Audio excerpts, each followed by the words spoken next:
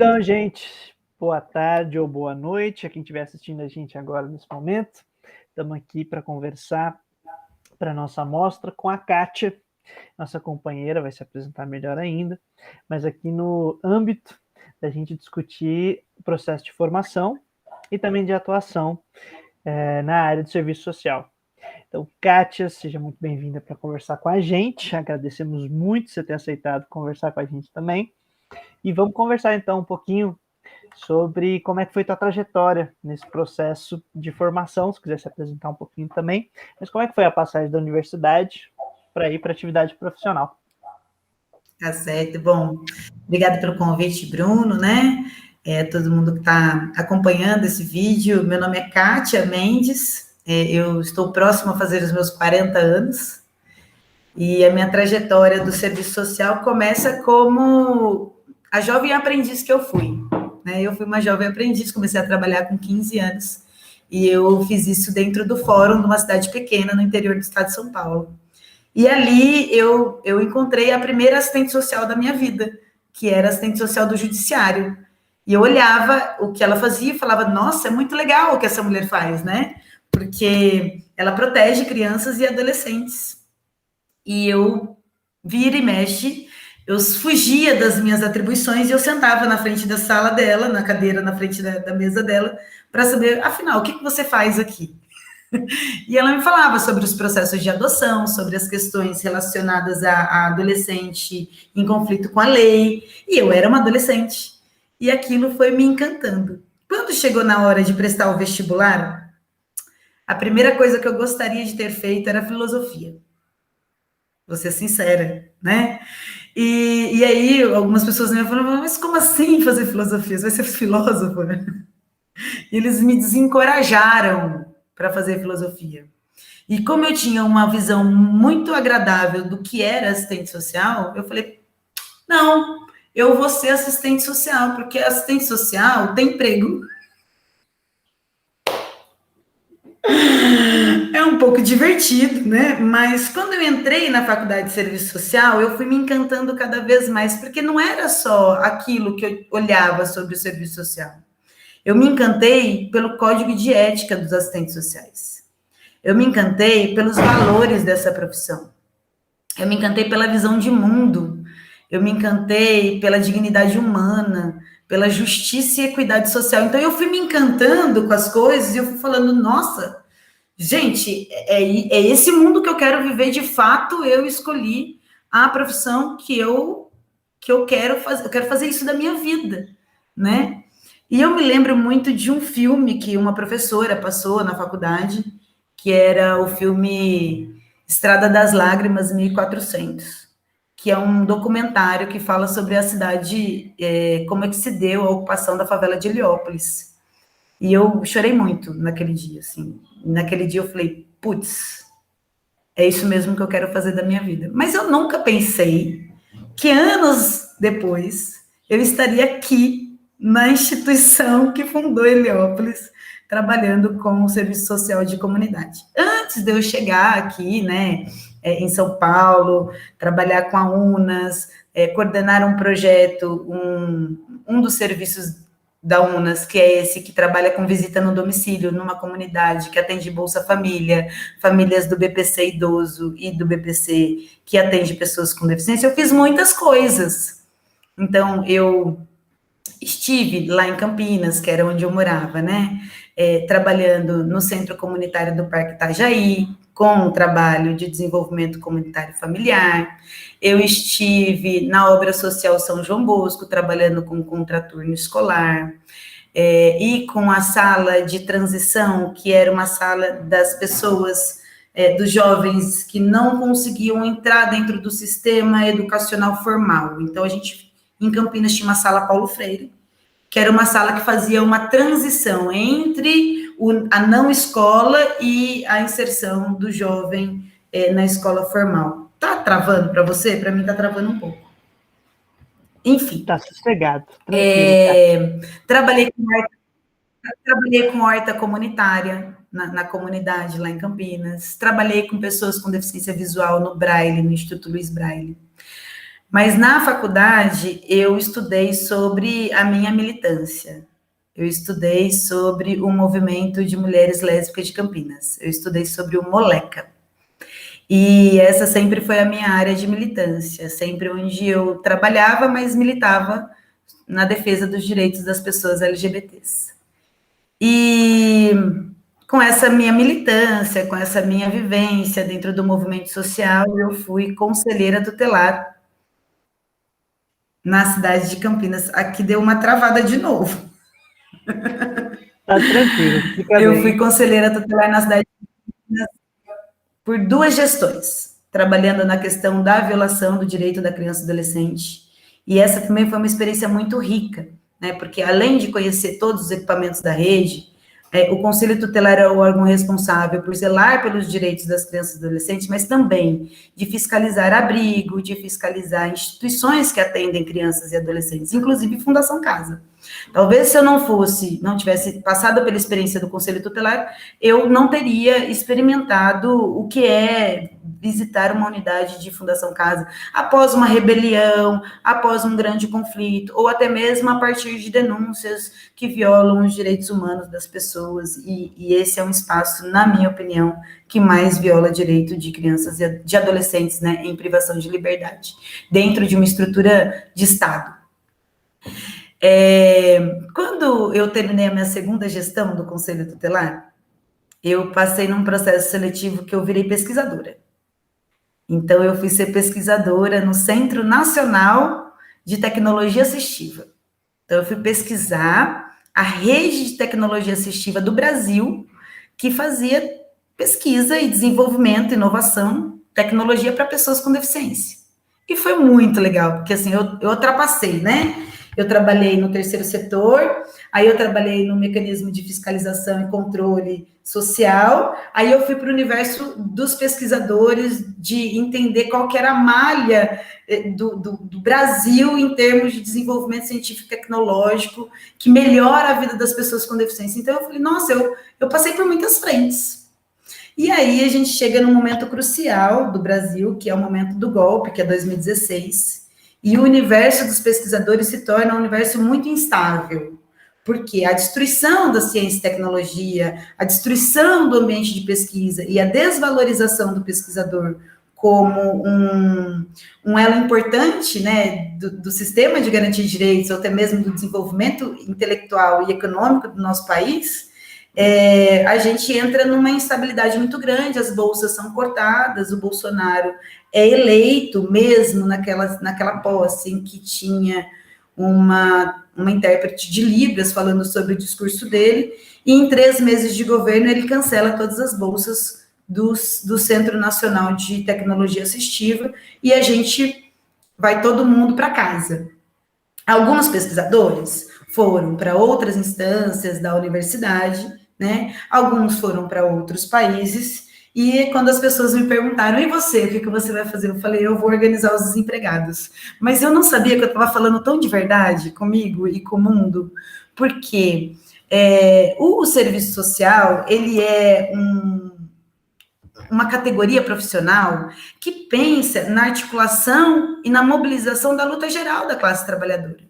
Entendo um desgoverno que trabalha para que nós entramos numa condição desumana de sobrevivência, o nosso compromisso ético-político nos coloca aonde?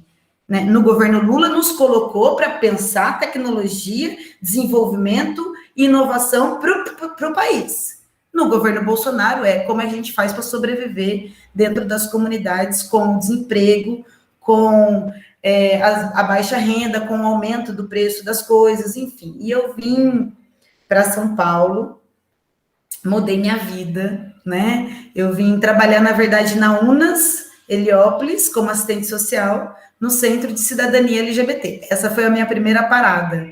E eu falei, isso é incrível, eu sempre estudei sobre isso, eu sempre militei sobre a questão de ter espaços que possam atender a população LGBT na garantia de direitos, e agora tem uma vaga numa instituição que faz isso, eu quero esse trabalho, né?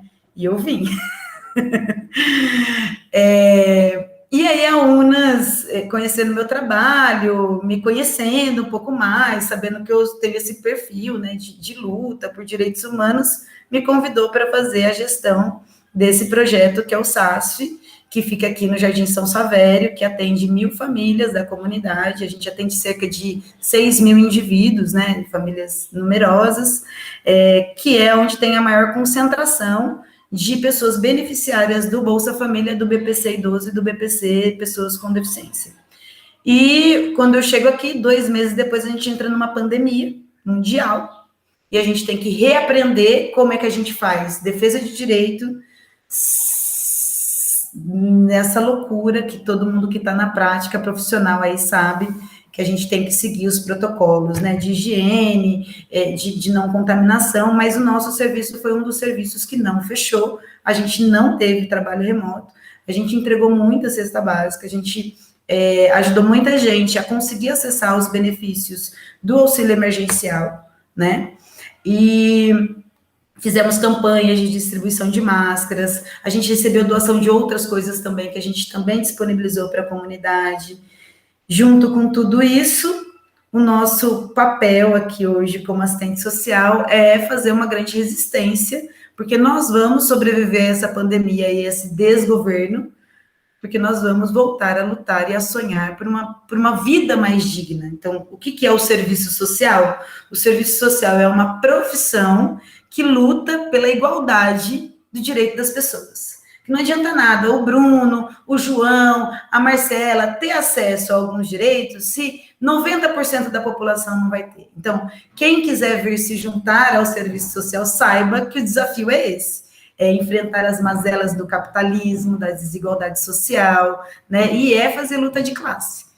Acho que deu para dar uma entendida foi sobre a minha profissão. Maravilhoso! Agora, não, foi maravilhoso, Kátia, de verdade. Acho que essa trajetória ela explica e traz para a gente o tamanho das possibilidades da rede de assistência necessária e de como ela é extremamente engajada nesse tipo de trabalho de profissão, desde seu ponto de partida, né, vamos dizer assim.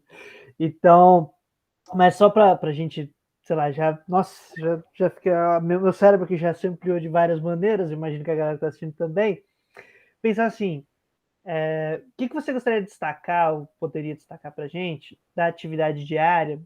O que você considera mais bacana, mais interessante assim, do dia a dia de profissão, dentro dessa luta pelos direitos, a garantia para todas e todos?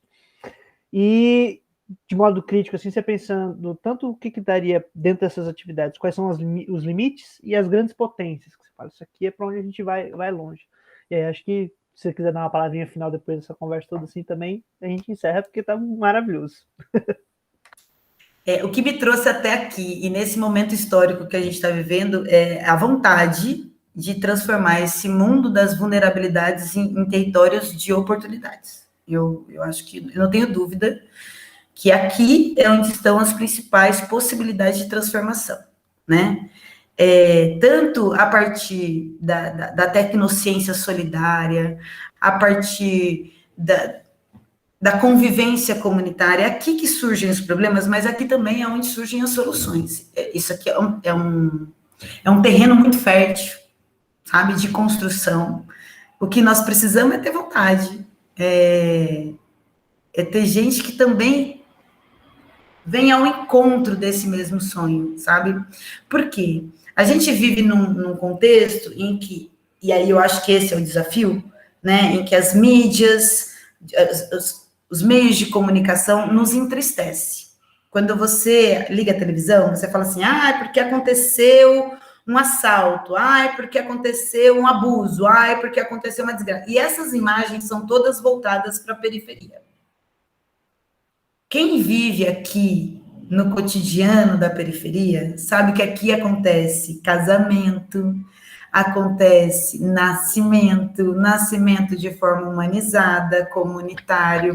Aqui acontece coisas que eu acho que na elite não acontece. Por exemplo, uma família que recebe uma cesta básica, que está passando uma necessidade, e ela olha para sua vizinha que não foi contemplada, porque não tinha cesta suficiente e também precisa, ela divide aquilo que ela ganhou. sabe? Então, essas coisas ninguém está mostrando. Quem está vivendo e quem está vendo somos nós, né? Das pessoas serem felizes, das pessoas serem amorosas, mesmo na violência, né? Eu tenho uma história que eu gosto muito daqui, assim, que é de uma usuária bastante arredia, sabe? Ela é uma pessoa que não queria, ela vinha aqui, ela brigava com todo mundo o tempo todo. E eu acho que as possibilidades estão nas coisas bem simples, assim. O que eu comecei a fazer com ela? Ela falou para mim que ela estava com dor no pé. Ah, meu pé tá doendo. Eu fico andando, porque ela cata reciclagem, né? Ela anda pelo bairro catando latinha. E eu falei, vem cá que eu vou cuidar do seu pé. Então, o que eu fiz? Eu coloquei numa bacia de água, né? Coloquei um sabãozinho e sentei e fiz um carinho no pé dela e lavei o pé dela. E a partir dali eu comecei a estudar a história de vida dela, as violências das quais ela tinha passado, as violações de direitos, né, os não acessos, e que transformava ela naquilo que ela se apresentava à sociedade. E aí, toda vez que ela precisa de um carinho, de cuidado, ela vem e me procura. Então, as possibilidades, talvez elas não estejam em grandes coisas, mas elas estão nos detalhes da educação social, que nós aprendemos com Paulo Freire, que é a educação pela via do amor, pela via do cuidado, pela via do carinho, né? E o profissional do serviço social, ele precisa ter isso, porque o que a gente atende no cotidiano do nosso trabalho é o que a sociedade coloca à margem. E ser marginal não é uma palavra, é uma palavra que diz que está à margem de algo. Esse nós não queremos dentro da nossa sociedade ou dentro do nosso núcleo. Esse está fora, nós não olhamos para ele. E o serviço social vai olhar para quem está à margem e vai trazer para dentro, porque a gente acredita que todo mundo tem que ter direito, acesso, igualdade e em direitos e condições. Acho que se você quer lutar para um mundo diferente, um dos lugares é o serviço social. E tem alguma coisa que você queira falar para finalizar, ou você acha que está o suficiente, que dão as últimas palavras para o pessoal que está ouvindo a gente? Eu amo o que eu faço, eu falo para minha mãe todos os dias, assim, quem é assistente social não é aquela pessoa que vai desfilar de carro todo ano na festa da família, viu, gente? O assistente social vai de ônibus para a festa de final de ano, porque a gente é classe trabalhadora e ganha como a maior parte da classe trabalhadora. Mas eu falo para minha mãe que eu tenho o privilégio de poder fazer aquilo que eu amo, aquilo que eu gosto, e existem algumas formas de ser feliz, né? Mas existe uma forma de ser feliz que é a que eu experimento todos os dias, que é quando a gente se dá. E a gente se dá para o outro. Parece que isso é religioso, mas não é. Isso gera uma ocitocina no nosso corpo. A gente fica viciado a ser algo que transforma, sabe? É isso que é a nossa principal riqueza. A nossa riqueza não vem na forma como o capitalismo diz, que é através de uma remuneração. Não que nós não sejamos dignos de uma boa remuneração, mas a nossa riqueza vem através daquilo que nós somos no mundo. E por que não ser bom? E por que não ser aquilo que faz o bom para o outro? Sabe, Bruno? Não é religioso, isso é humano. E o serviço social precisa ser humanizado. Acho que existem outras vertentes do serviço social. Tá? O serviço social vem de uma trajetória em que ele vem de uma trajetória assistencialista, da caridade, né? E a diferença entre o direito e a caridade é muito grande, porque a caridade você escolhe para quem você doa, o direito garante que todos tenham direito a receber, né?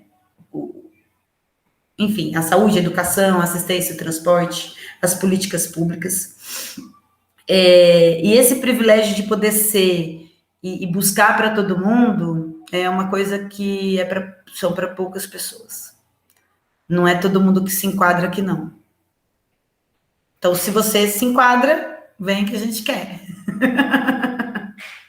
Olha, agradeço demais, agradecemos demais, estou falando em nome de todos e todas também que participam aqui do grupo. E, Kátia, muito, muito, muito, muito obrigado. Acho que vai ser muito bacana. Quem estiver ouvindo aqui, a gente também agradecemos muito, muito mesmo. Fiquei bem.